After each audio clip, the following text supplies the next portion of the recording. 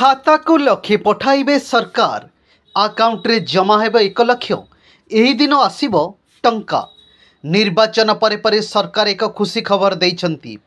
लोकन को लाभान्वित करने एक गुरुत्वपूर्ण निष्पत्ति नहीं सरकार। एही योजना रे एबे जो अपडेट आसीची ता जानिले मन खुशी हो जिवो। तेबे सरकार केउ प्रकार निष्पत्ति नहीं, कहार अकाउंट रे टंका जमा हेबो, किए उपकृत हेबो, ए सबु विषय रे आसंतु आलोचना करिबा। निकटरे कल्याण लक्ष्मी योजना पाई सरकार पांठी योजना करिसंती।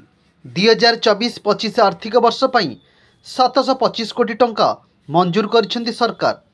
मुख्य शासन सचिव एहाकु नै शनिवार निर्देश दैछंती। एही योजना रे सामिल थिबा हिताधिकारी को यह निश्चिंत भाव लाभ देव।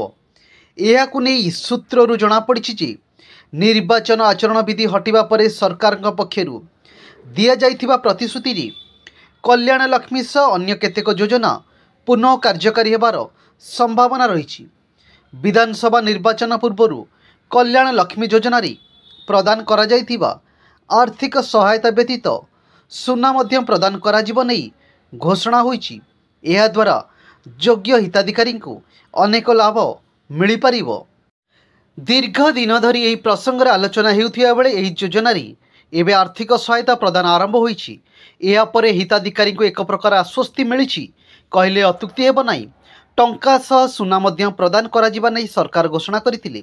सरकार क्षमता को आसीबा परे गोटिए परे गोटिए दैथिबा प्रतिश्रुति कार्यकारी करछंती। एही क्रम रे मागणा बस यात्रा योजना कार्यकारी करा जायछि। ता सहित मात्र 500 टंका हिताधिकारी को गैस सिलिंडर भी जोगाई दिया जाउछि। बासगृह पर इंदिरा आवास योजना कार्यकारी करा जायछि।